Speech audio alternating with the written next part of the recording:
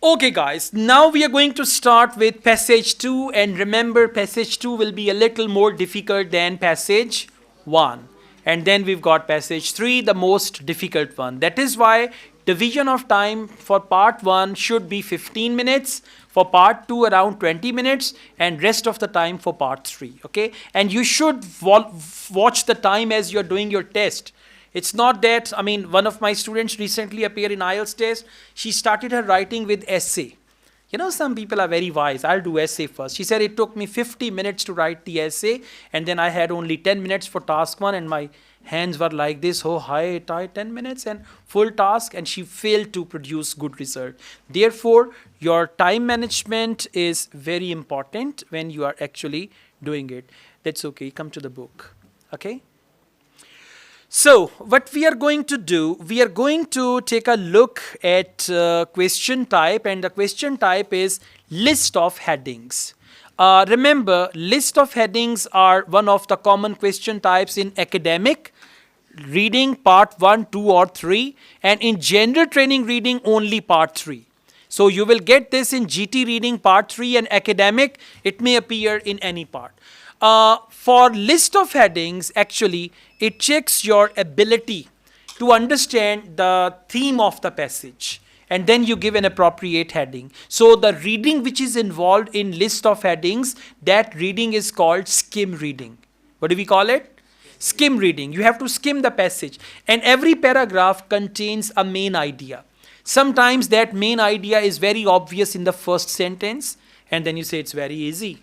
First sentence, and you find the answer. Sometimes that main idea is introduced in the middle of the paragraph, otherwise at the end of the paragraph. So 3 locations are important: the beginning of the paragraph, somewhere in the middle, and in the end of the paragraph.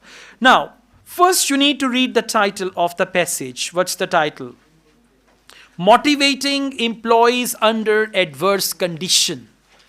So it means the whole passage is about motivation of employees under adverse condition. Adverse condition means company is not making any profit or company is going down. So how to motivate employees under that condition. This is the passage, and then you can see there are subtitles like the challenge, key point 1, key point 2, key point 3, key point 4, 5, 6. So if a passage contains subheadings, your life becomes easier. You know what is where, and you can easily find that, okay? After this, if you're going to start with list of headings, we need to see how many questions are there for list of headings. Let's go back. 5 questions.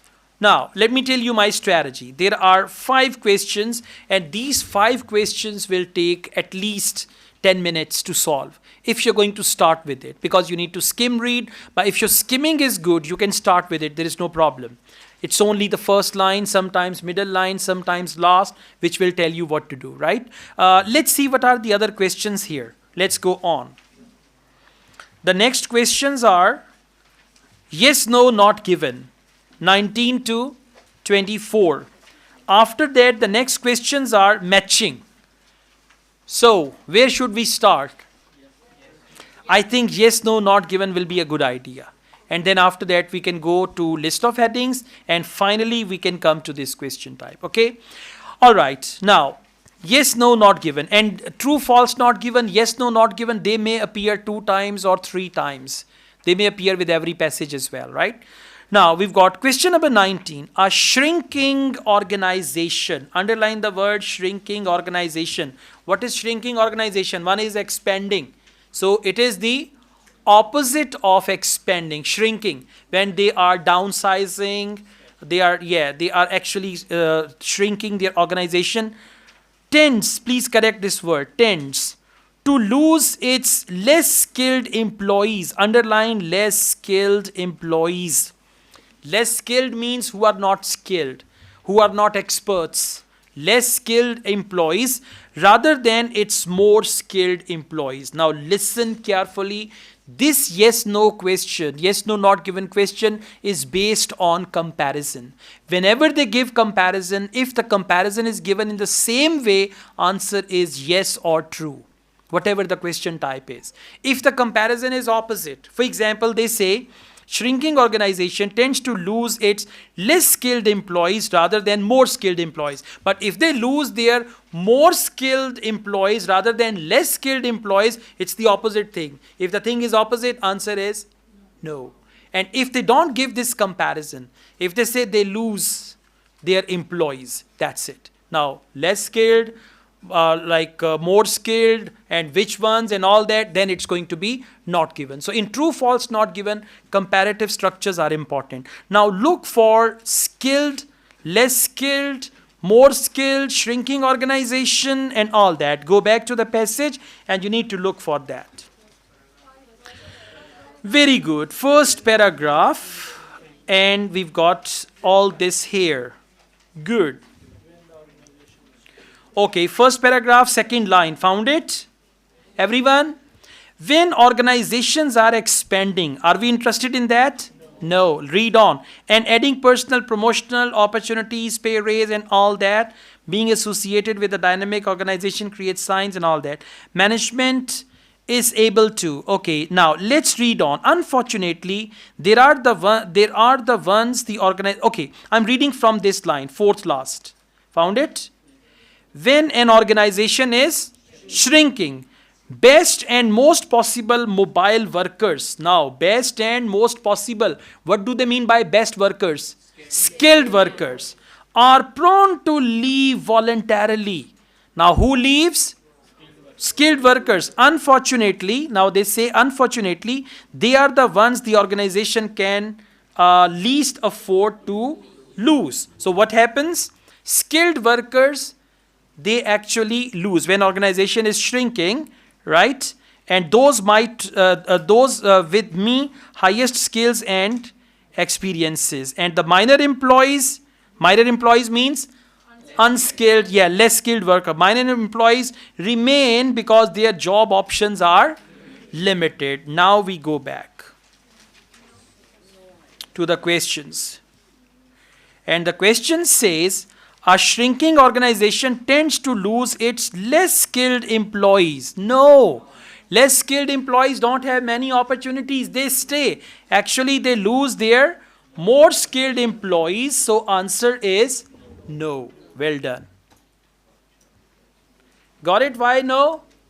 Because it's the opposite thing they have mentioned. They said they lose their less skilled employees. Actually, they lose their skilled employees. Yeah. Okay, now we've got question number 20. It is easier, underline easier, very important point. It is easier to manage, please write to there. It is easier to manage a small business than, T-H-A-N, please correct this word as well. It is easier to manage a small business than a large business. Now look here, easier, manage a small business than large business. Now look for small business, large business, and as I said, question and answers are in order. So we go back. Very good. Good. Okay, here we are. Key point 1. Okay, from where? From the beginning? Second line. Managers could use their knowledge. Sorry, just a second. Yeah, I'm coming to that. All right, now. For example, if the job is running a small business or an autonomous unit within a larger business, high achievers should be sought. However, if the job to be filled is a managerial post, is a large bureaucratic organization, candidate who has a high need for power and all that. Do you see anything about small business and large business, and it's easier and it's difficult? No? Read on, read on. See if they've mentioned it's easier to manage small businesses than the big businesses. Any information? No, there is no information. So that is why we come back to the question. Yes, the answer is not given because they said it is easier to manage a smaller business than a large business. This comparison is not given. That is why it's not given. Yes? You can do that, but as I mentioned, questions and answers are in order. Yeah, you can just see if they mention smaller business in separate paragraph and larger business in separate paragraph, and they don't combine them and they don't tell them whether it is easier or difficult, then it's going to be not given. Okay. Now, question number 21. High achievers, underline high achievers, are well suited to teamwork. Now, team is your important word.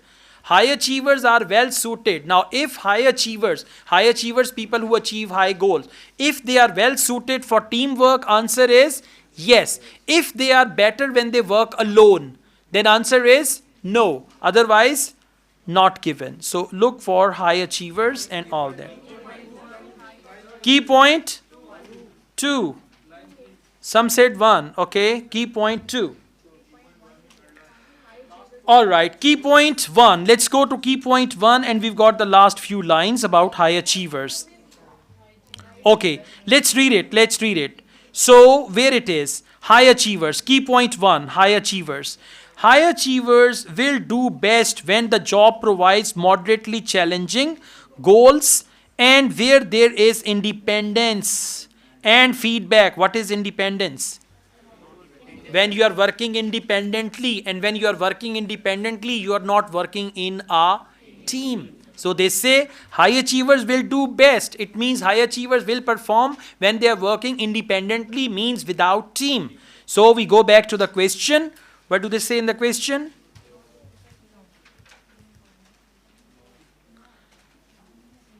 Okay.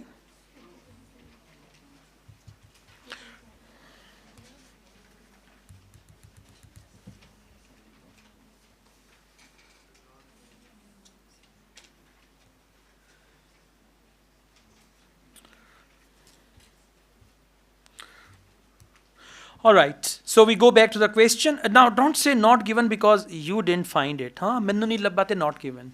Let's read the question. Question says, high achievers are well suited to teamwork.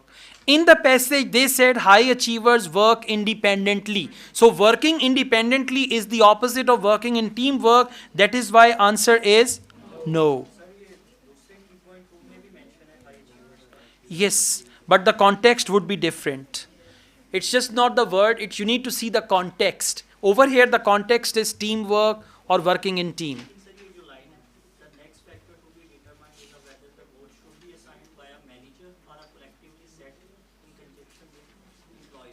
That's not related to that. No, not at all. It's not linked with it, okay? And one more thing, you need to clear your mind where the answer is. Otherwise, you know what will happen? You will write your answer based on what you read. And then there are more chances for wrong answer. Okay guys, now we've got question number 22. Please come to that. Some employees can feel, please correct it, it's not exclamation mark. Some employees can feel manipulated when asked to participate in goal setting. So they feel exploited or manipulated when they are asked to participate in goal setting. Now, yeah, we need to look for goal setting and all that. Key point 2. All right, key point 2, and we've got this first line. Okay, now, key literature on goal setting. Now, the word is here. Now, we need to look for whether they are manipulated or they are not manipulated about that, okay?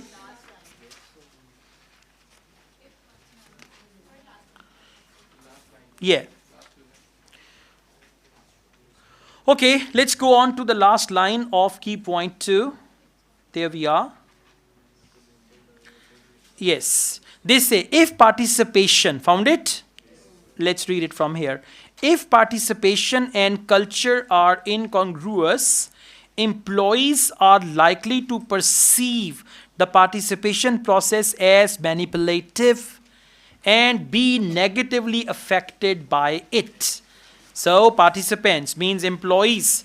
They feel that it is, yeah, perceive the participation process as manipulative and be negatively affected by it. So what will be the answer for that? Yes, well done, very good.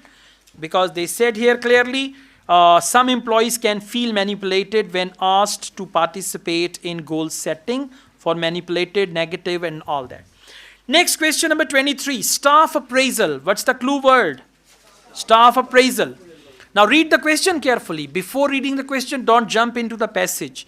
Staff appraisal process should be designed by employees. Now if staff appraisal process should be designed by employees, answer is If it should be employed by boss or by owner of the company, by HR department, answer is no. And if they don't tell us who should design it, then answer is not given. So staff appraisal, look for that please. Key point 3 and last line. Well done. Okay, let's go on. Key point 3. And in key point 3, they talk about staff appraisal in the last line. Yes. So let's read it from there. For managers, this means that employees must have the capability of doing the job and must regard the appraisal process as valid. Now, have they mentioned anything that staff appraisal should be designed by managers or by this or by that? No? Yeah. So, answer is not given. Well done. Come back to the question. Question is, staff appraisal process should be designed. Now, there is no mention who should design it. That is why this answer is not given. Got it now? You know, it's in the question that you need to find. Huh? I think it's in point 4. What is in point 4? Some of the more obvious rewards that managers allocate include pay, promotion. No, but this is not related to that. This is another context, right? They just talked about staff appraisal there. Okay, now question number 24, please. Question number 24. Let's read it first. Let's read the question first. Please don't make any noise. Read the question.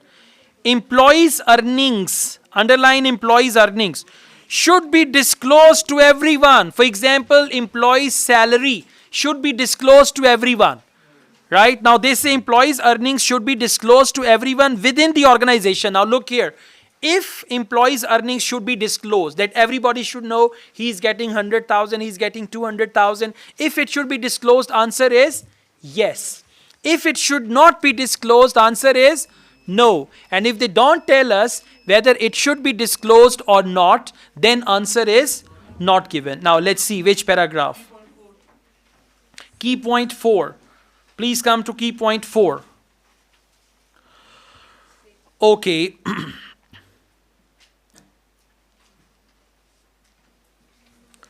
All right. So what's the point here in key point 4 about staff earning? Please come to key point number 5. Yeah. It's, yeah. Eliminating the secrecy surrounding pay. Earning means pay. Now please read carefully from here.